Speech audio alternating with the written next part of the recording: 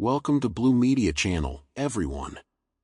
Today, we begin our series on unknown modern wars with the story of India's successful struggle to reclaim its territories from the colonial power of Portugal. This video, the first of a two-part series, will narrate the step-by-step journey of India towards war with Portugal.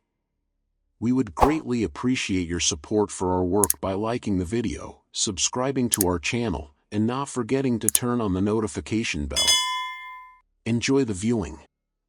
With the Turks' conquest of Anatolia and the Crusaders' definitive defeat by the Turkic ruler Baybars, leading to their expulsion from the Middle East, control over all major trade routes fell entirely into Muslim hands.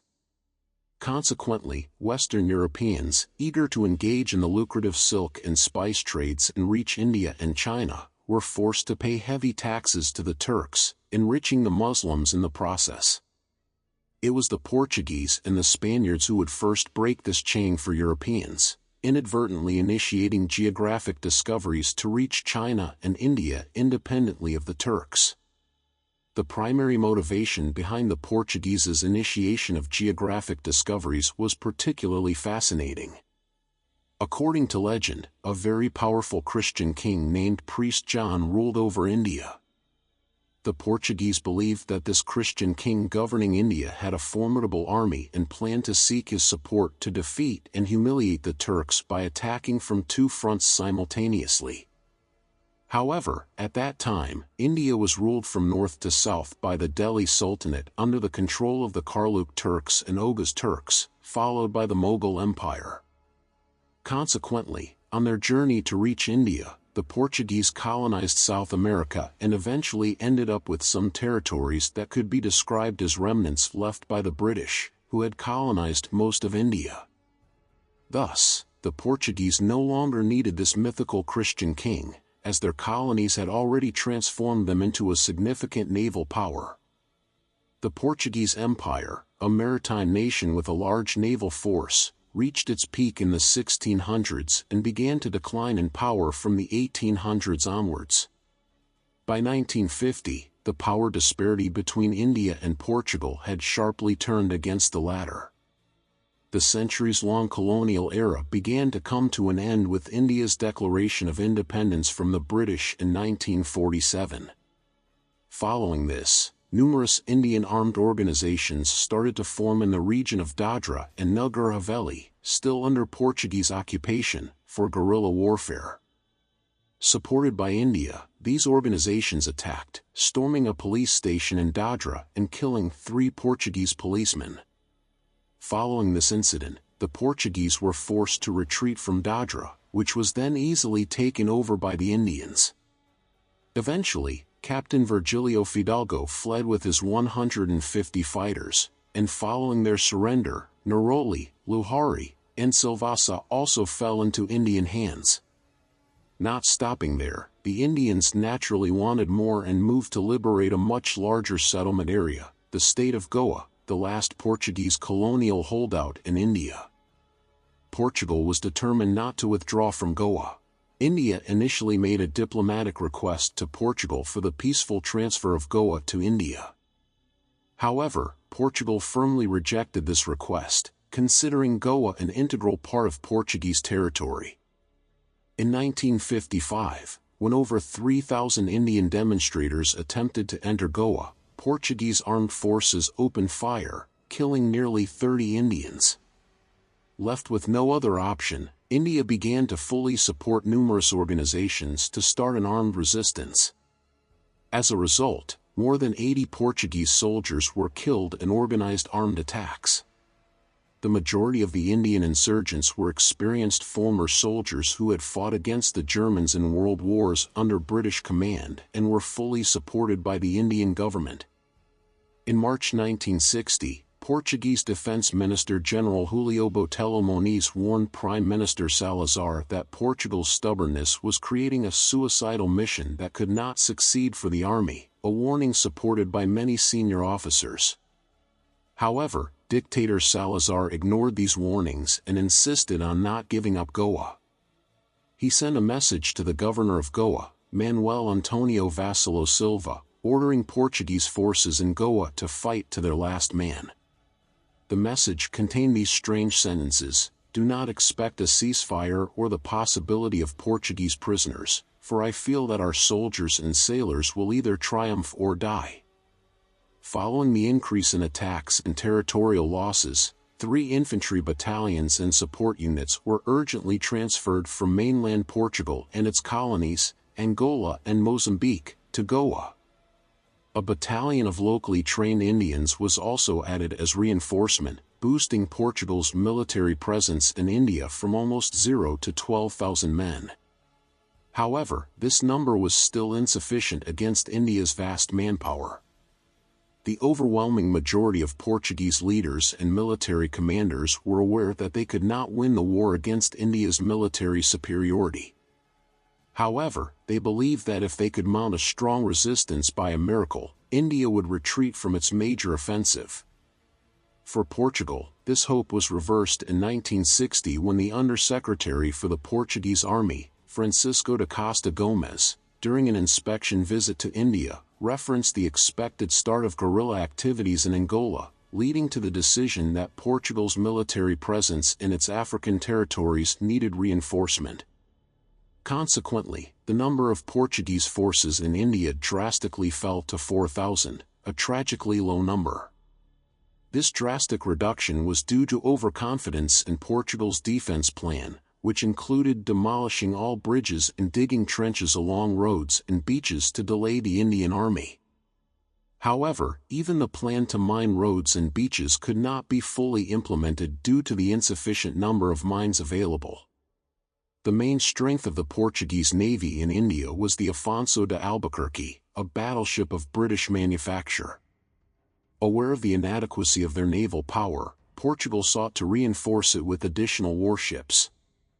However, this endeavor failed when Jamal Abdel Nasser, the leader of Egypt at the time, blocked their passage through the Suez Canal.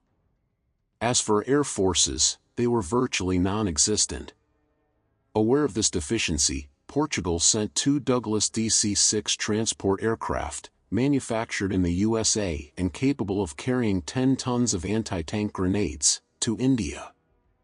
Nevertheless, this initiative also failed as no state along the route, including Pakistan, allowed the use of their airbases or airspace, forcing the 2 transport planes to fly unarmed to the airport in Goa. On November 24, 1961, Portuguese ground forces opened fire on the passenger boat Sabarmati, which was traveling between India's Kochi port and the Portuguese-held island of Andiv, resulting in the death of a passenger and the injury of the chief engineer. The action was motivated by Portuguese fears that the boat was carrying a military unit intending to land on the island. This bloody incident generated widespread public support in India for military action in Goa. As the sound of India's military attack grew louder, most Portuguese civilians began fleeing Goa.